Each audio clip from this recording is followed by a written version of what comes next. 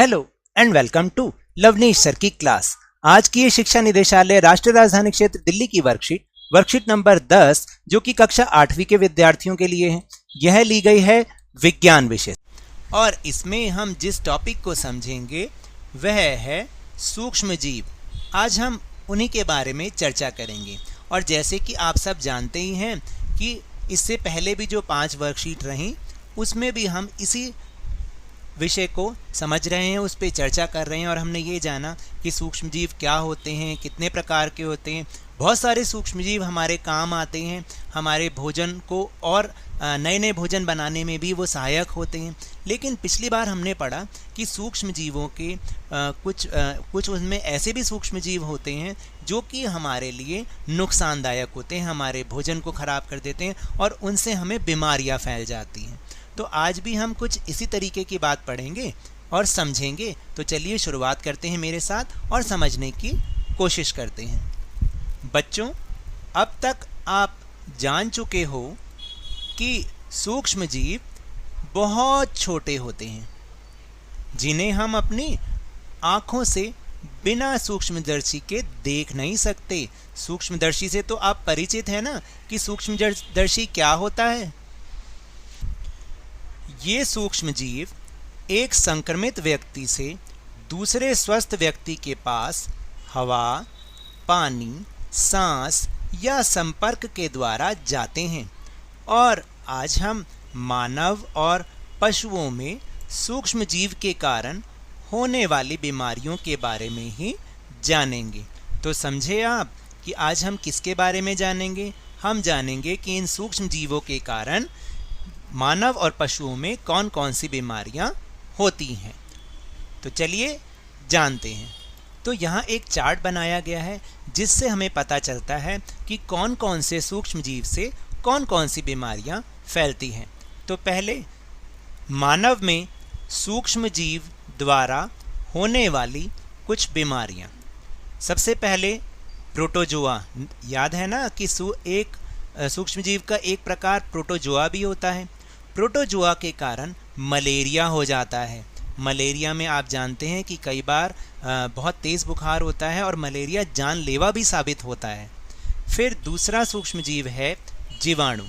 जीवाणु से क्या क्या रोग हो सकते हैं, जैसे कि क्षय रोग। क्षय रोग जानते हैं जिसे हम टीबी भी कहते हैं, आमतौर की भाषा में हम उसे टीबी कहते हैं। हैज़ा और आंत्रज्वर। आंत्रज्वर भी, ये तीनों की तीनों बीमारियां ऐसी हैं जो कि जीवाणुओं से होती हैं। फिर तीसरा जो सूक्ष्मजीव है वो है वायरस। और इससे क्या क्या बीमारियां होती हैं। इससे होती हैं पोलियो, खसरा। खसरा क्या होता है, पूरे शरीर पर छोटे छोटे लाल लाल दाने हो जाते हैं। हेपेटाइटिस ए और चेचक। चेचक में क्या होता है, पूरे शरीर पर बहुत मोटे मोटे दाने टाइप हो जाते हैं। और वायरस का नाम सुन के आपको कुछ याद आ रहा है ना कि आजकल की स्थिति में वायरस से ही एक बहुत ही बड़ी महामारी फैली हुई है और वो है कोविड-19 कोरोना वायरस। तो देखा आपने कि ये सूक्ष्मदर्शी, ये जो सूक्ष्म जीव होते हैं, ये किस तरीके से बीमारी फैलाते हैं और ये बीमारियां हमारे जानलेवा साबित होती हैं। अब हम पढ़ेंगे और समझेंगे कि इन बीमारियों से कैसे बचा जा सकता है, यानी बीमारियों से बचाव के उपाय। सबसे पहला उपाय है कि अपने आसपास सफाई रखें और खुले में शौच ना करें। तो देखिए, सफाई का तो ऐसा है कि हम सबको सफाई रखनी ही चाहिए, चाहे उससे कोई बीमारी फैले या कोई बीमारी आसपास आपके फैल रही है नहीं फैल रही, लेकिन हमें अपने आसपास सफाई ज़रूर रखनी चाहिए। और दूसरी बात कि खुले में शौच ना करें, क्योंकि आपने देखा होगा कि गांव में भी कई लोग होते हैं और यहाँ पर शहर में भी बहुत सारे लोग ऐसे होते हैं जो कि खुले में शौच करते हैं, जिससे बीमारियाँ और ज़्यादा फैलती हैं।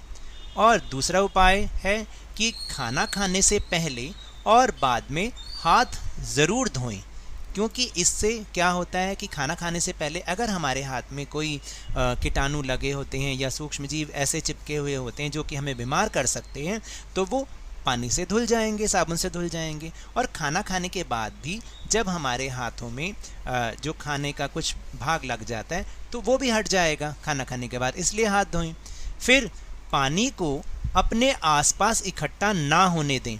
और जैसा कि आप सब जानते हैं ना कि आजकल तो डेंगू भी बहुत फैल रहा है, और हमारी दिल्ली सरकार ने एक कार्यक्रम भी चला रखा है कि 10 हफ्ते 10 मिनट ये वाला प्रोग्राम चला रखा है ना, जिसमें सब बच्चे अपने कूलर की जांच करते हैं। रोज हर रविवार को 10 हफ्तों तक 10 मिनट देंगे और उसमें कूलर की जांच करेंगे कि कहीं उसमें पानी तो जमा नहीं है, या कूलर के अलावा कौन सी ऐसी चीज़ है, कोई खाली पड़ी हुई चीज़ कि उसमें पानी तो नहीं जमा है, क्योंकि इस पानी में डेंगू के मच्छर जमा हो जाते हैं और वो हमें बीमारी फैलाते हैं और हमें बीमार कर देते हैं।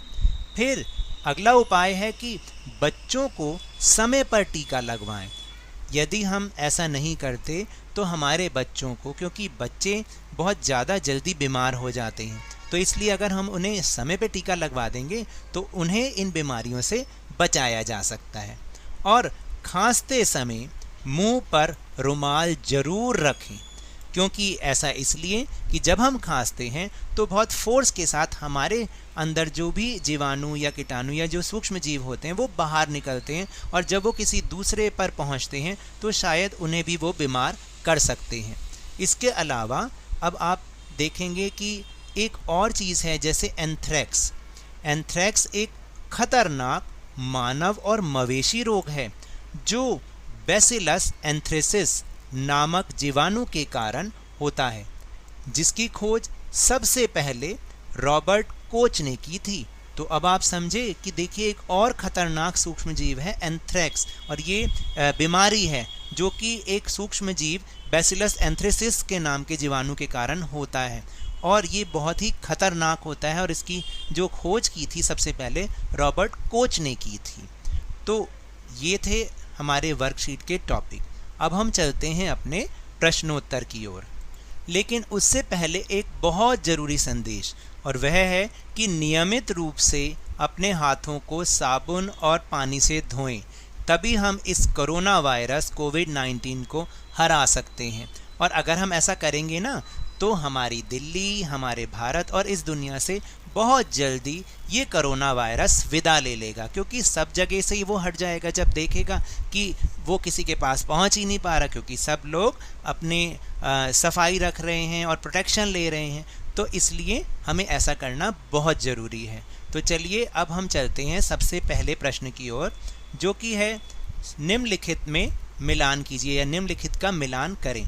तो यहाँ पर दो आपको कॉलम्स दे रखे हैं जिसमें अलग अलग, यहाँ तो जीवाणुओं के प्रकार हैं और वहाँ सामने की तरफ है कि उनके कारण क्या क्या होता है। तो सही को सही के साथ मिलाना है।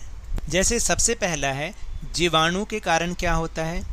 जीवाणु हैजा का एक कारक है, यानी उसका एक रीज़न है, कारण है। फिर दूसरा है लैक्टोबैसिलस। याद है ना, लैक्टोबैसिलस नाम याद आ रहा है। लैक्टोबैसिलस सूक्ष्म जीव दही के जमने के लिए ज़रूरी होता है। फिर तीसरा है प्रोटोजोआ। प्रोटोजोआ के कारण क्या होता है, हमने सबसे पहले पढ़ा मलेरिया। और वायरस के कारण क्या होता है, चेचक। और वायरस के कारण अभी जो बीमारी फैल रही है वो भी वायरस के कारण होती है, कोविड-19 कोरोना वायरस। अब हम चलते हैं अपने दूसरे प्रश्न की ओर। तो दूसरा प्रश्न है कि मलेरिया से बचने के कोई दो तरीके बताइए। तो मलेरिया से बचाव के दो तरीके इस प्रकार हैं कि अपने आसपास सफाई रखें ताकि मच्छर पैदा ना हो, और पानी को अपने आसपास इकट्ठा ना होने दें, क्योंकि आप जानते हैं कि पानी में मच्छर पैदा होते हैं जिनसे मलेरिया भी हो सकता है और आजकल जो डेंगू फैल रहा है वो भी हो सकता है। फिर है प्रश्न नंबर 3, मानव में बैक्टीरिया और वायरस द्वारा फैलने वाली 3 बीमारियों के नाम बताइए। तो बैक्टीरिया मतलब जीवाणु।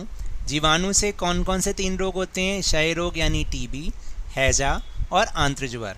और वायरस से जो बीमारियां होती हैं वे हैं कोविड-19 कोरोना वायरस, पोलियो, खसरा, हेपेटाइटिस ए और छोटी माता जिसे हम स्मॉल पॉक्स भी। फिर चौथा प्रश्न है जो कि आजकल की स्थिति पर ही आधारित है, वह है कि पूरी दुनिया एक महामारी से पीड़ित है। इस महामारी और सूक्ष्म जीव का नाम बताइए जिसके द्वारा ये फैला है, और इसे रोकने के कुछ तरीकों का भी उल्लेख कीजिए। तो आप बताइए, हम सबको पता है उस महामारी का नाम है कोविड-19, और जिस सूक्ष्म जीव के द्वारा यह फैलता है उसका नाम है नया कोरोना वायरस SARS-CoV-2। इसके सूक्ष्म जीव का नाम है SARS-CoV-2, और इसे रोकने के कुछ तरीके जो कि आप भी अच्छी तरह से जानते हैं, एक बार फिर से हम उन्हें याद कर लेते हैं। जैसे पहला है कि अपने हाथों को साबुन और पानी से नियमित रूप से धोएं। फिर 6 फीट या 2 गज की दूरी जरूर बना के रखें। तीसरा उपाय है कि मास्क पहनिए, मास्क जरूर पहन के रखना है जब भी कहीं बाहर जा रहे हैं। खांसी या छींकने वाले किसी से भी सुरक्षित दूरी बना के रखें, यानी कोई भी व्यक्ति अगर खांस रहा है या छींक रहा है तो उससे एक सुरक्षित दूरी बना के रखें। और बहुत सारा पानी पीना है। बहुत सारा पानी पीने से क्या होता है कि हमारे जो अंदर है, मतलब बहुत देर तक अगर हम पानी ना पिएं तो हमारा शरीर कुछ कमज़ोर सा महसूस होने लग जाता है। तो इसलिए बहुत सारा पानी पिएंगे तो इससे भी हम इससे बच सकते हैं। तो एक बात याद रखिएगा कि इन उपायों को करके हम इस कोरोना वायरस से बहुत आराम से बच सकते हैं। तो आप सब भी इन उपायों को कीजिए। फिर अगला प्रश्न है, प्रश्न नंबर 4, एक ऐसे रोग का नाम बताइए जो मानव और मवेशी रोग दोनों हैं। तो अभी अभी हमने उसके बारे में समझा था। उस रोग का नाम है एंथ्रेक्स, जो कि बैसिलस एंथ्रेसिस नाम के जीवाणु के कारण होता है। तो ये तो थी आज की वर्कशीट। अब अगर आपको मेरे इस तरह समझाने से थोड़ा थोड़ा समझ में आ रहा है तो इस चैनल को और ज़्यादा सब्सक्राइब कीजिए, लाइक कीजिए और बहुत ज़्यादा शेयर कीजिए, और मेरे साथ इसी तरह वर्कशीट को समझते रहिए, लेकिन ध्यान और मन लगाकर ज़रूर पढ़ते रहिए। धन्यवाद।